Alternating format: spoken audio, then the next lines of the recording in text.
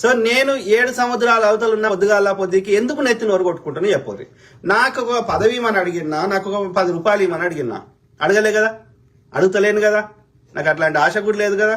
కేవలం మంచి ప్రభుత్వం వస్తే, ఇప్పుడు ఐడియల్ గా ఎవ్వడు ఉంటాడు గుర్తుపెట్టుకోండి. ఐడియల్ గా ఉన్నవాడు రాజకీయాల్లో మనుగడ సాధించలేడు. ఇలా కమ్యూనిస్ట్ పార్టీలు కనుమరుగైనాయి, లేకపోతే ఇంకో ఇప్పుడు ముచ్చట్లు చెప్పేటోడు ఆడు ముచ్చట్లు చెప్తాడు కానీ గెలవడాడు. తీసుకునే ఓటర్ కూడా 500 రూపాయలు తీసుకుంటున్నాడు. కాబట్టి ఇక్కడ ఐడియల్ గా మనం ఐడియల్ పనికిరాదు, అది ఎగ్జిస్ట్ కాలేరు వాళ్ళు. ఒక చిన్న బహిరంగ సభ పెట్టాలంటే పైసలు ఖర్చు అవుతాయి, ఒక బైక్ ర్యాలీ చేయాలంటే పైసలు ఖర్చు అవుతాయి. ఎవ్వరు ఫ్రీగా రారు. కాబట్టి యాడికెళ్ళి వస్తాయి పైసలు, ఆకాశంలోకి రావు కదా. సో కాబట్టి 5 రూపాయలు 10 రూపాయలు తింటే ఎవ్వరిని తప్పు పట్టదు, ఏ పార్టీ వాడు వచ్చినా సరే. హద్దుకు మించి తింటేనే తప్పు. ఇక ఇక్కడ మన కొట్లాటంతా దేని గురించి? చిన్న దొంగన, చిల్లర దొంగన, గజ దొంగన. గజ దొంగల్ని రానియద్దు. నేను అబ్జర్వ్ చేసిన కాడికి బీజేపీ బీఆర్ఎస్ గజ దొంగలు 3 తరాల సంపద దోసుకున్న రాళ్ళు. అర్థమైందా? కేసీఆర్ గారు చేతిలో పెట్టినప్పుడు 75,000 కోట్ల అప్పులు. అది కూడా మనము వాళ్ళకి చేతిలో పెట్టినప్పుడు మిగులు బడ్జెట్ ఉండే రాష్ట్రం. అది 70 ఏళ్లలో అయిన అప్పు, ఆ 75,000 కోట్లు. సిమిలర్లీ నరేంద్ర మోడీ గారు చేతిలో పెట్టినప్పుడు 13 ప్రధానమంత్రులు గుర్తుపెట్టుకోండి.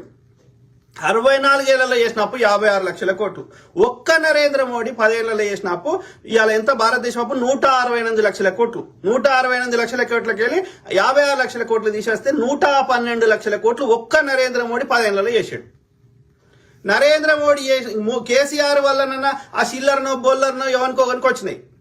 నరేంద్ర మోడీ గారి వల్ల ఒక్క పైసా మీ అన్నకో, తమ్మునికో, మీ అక్కకో, మీ చెల్లెకో, మీకు చుట్టాలకో, మీ తెలిసిన వాళ్ళకో ఎవరికన్నా నరేంద్ర మోడీ ఆవాస్ యోజన కింద ఇల్లు వచ్చిందా? నరేంద్ర మోడీ ఆయుష్మాన్ భారత్ కింద ఎవరికన్నా మెడికల్ బిల్లులు కట్టిర్రా? గుజరాత్ లో చెప్తున్నారు కదా, ఆ మెడికల్ బిల్లులు అక్కడ వస్తే బిల్లులు చెల్లిస్తలేరంట ఆయుష్మాన్ భారత్ కింద. మరి ఏడిపోయినారా ఇన్ని లక్షల పైసలు, లక్షల కోట్లు? 400 లక్షల కోట్ల దేశ సంపద.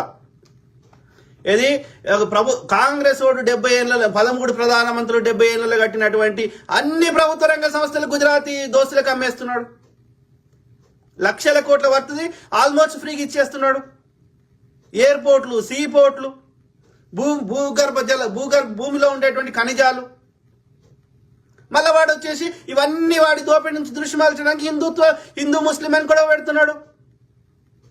వానికి ఎవడైతే ఓటేయడం అనిపిస్తే వాని ఇల్లు బుల్డోతో గుద్దు చంపుతున్నాడు. వానికి ఎవడైతే ఓటేయడం అనిపిస్తే వాని ఎన్ఆర్సీ కింద వాని ఓటు హక్కు చెల్లకుండా చేస్తున్నాడు.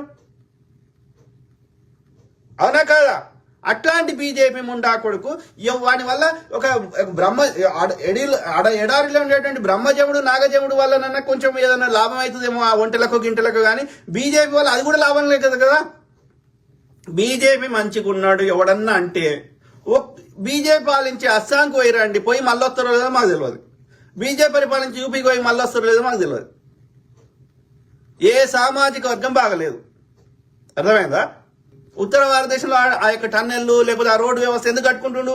అదాని గాడు భూమిలో తవ్విన లిథియం గనులు లేకపోతే ఇంకో గనులు వాడు ఎత్తుకోవడానికి కట్టుకుంటుండు తప్ప, ఇంకా అది కాకుండా ఏ డే టు డే ఒక నాగార్జున సాగర్ లాంటి ప్రాజెక్టు మనకి భూవ పెట్టేది అని చేసిండ నరేంద్ర మోడీ. అన్ని తీసుకోవని గుజరాతీ దోస్తులకు అమ్ముతుండే తప్ప ఇంత. ఇప్పుడు అమెజాన్ వాడు ఎన్ని లక్షల మంది, కోట్ల మందికి ఉద్యోగం కల్పిస్తాడు. మరి నరేంద్ర మోడీ ప్రపంచంలో రెండవ ధనవంతుడు కదా. వాని కింద పనిచేసే వాళ్ళు ఎంతమంది తెలుసా? 23,000 మంది ఎంప్లాయీస్ మాత్రమే. ఇది అదాని కింద. వాడు ఎక్కడో 600 స్థానంలో ఉన్నాడు, 2వ స్థాయికి ఎట్లా వచ్చిండు? చేయమని ఈడీని ఇన్వెస్టిగేషన్. వాడు 100 కోట్లు తిన్నాడంట, వాడిని లోపలేస్తావంట. నువ్వు 400 లక్షల కోట్లు తిన్నాడు, నీకు విచారణ ఉండదంట. ఇదేంది? ప్లేన్ లెవెల్ ఫీల్ ఉండాలి కదా. 5-10 రూపాయలు తింటే ఎవడేమంటారా? అద్దెకు మించి తింటేనే తప్పు కాదు. ఢిల్లీ, హర్యానాలో హర్యానా బీజేపీ పరిపాలించే రాష్ట్రం. ఆడ లిక్కర్ స్కామ్ జరుగుతలేదా? ఆడ హర్యానాలో ఏది మొత్తం ఇప్పుడు మనకు రోడ్డు మీద ఉండే లిక్కర్ షాపుల లెక్క కాకుండా మంచిగా మాల్ లెక్క చేసిర్రు, డీ మార్ట్ లెక్క చేసిర్రు. ఏది హర్యానాలో బీజేపీ పరిపాలించే రాష్ట్రం. అయితే ఏమైతుంది? ఢిల్లీలో ఉన్న వాళ్ళంతా పోయి హర్యానాలో కొంటుర్రు లిక్కర్ అంతా. అయితే దానివల్ల ఏమైతుంది? ఢిల్లీ ప్రభుత్వానికి పైసలు వస్తలేవు, ఇన్కమ్ వస్తలేదు. కాబట్టి మనకి అందరు అక్కడికి పోతారు. కాబట్టి ఆ హర్యానాలో బీజేపీ పాలించే హర్యానాలో ఎట్లయితే ఉందో లిక్కర్ పాలసీ అదే ఇంప్లిమెంట్ చేసిండు ఢిల్లీలో. రోడ్ మీద ఉండే లిక్కర్ షాప్ కాకుండా డీ మార్ట్ లెక్క పెద్దగా చేసిండు. చేస్తే ఏమైంది? అవును, వాడు ఎన్నికలకు పోటీ చేయాలంటే 5-10 రూపాయలు వాడికి వద్దా? నువ్వు తింటలేవా? మొత్తం లిక్కర్ స్కామ్ ఎంత? 100 కోట్లు. నువ్వెంతరాదో ఎలక్టోరల్ బాండ్స్ కింద నీకు వచ్చింది ఎంతరా? అన్ని పార్టీలకు వచ్చింది 8,000 కోట్లు. అయితే నీ ఒక్కరికి వచ్చింది 8,000 కోట్లు బీజేపీకి. ఎందుకు ఇచ్చినవరా 8,000 కోట్లు? నీకు వాడు చందా ఇస్తుందంటే వానికి ఎన్ని లక్షల కోట్ల ప్రాజెక్టులు నువ్వు వానికి అప్పచెప్పినావు, వాడు తినేటట్టు చేసినావు. ఇది అధికారిక లెక్కలు. అనధికారిక లెక్కలు ఎన్ని? 6 లక్షల కోట్ల కాంగ్రెస్ కట్టినటువంటి మిగతా 13 ప్రధానమంత్రులు కట్టినటువంటి అన్ని ప్రభుత్వ రంగ సంస్థలు అమ్మితే వచ్చే సంపద ఎంత? 6 లక్షల కోట్లు. కానీ వాటి యాక్చువల్ విలువ ఎంత? 60 లక్షల కోట్లు. 60 లక్షల కోట్లది నీ దోస్తులకి 6 లక్షల కోట్లకు ఫ్రీగా ఇచ్చేస్తున్నావు. ఎందుకు ఇస్తున్నావు? ఇవన్నీ అడగొద్దా? నీ ఇష్టారాజ్యమా? అట్లాంటి ముండ కొడుకు ఇప్పుడు మన నిజంగా బీజేపీ నచ్చితే పోన్రా, అస్సాం కోన్రి, యూపీ కోన్రి. ఆ దరిద్రం తెలంగాణకి ఎందుకురా?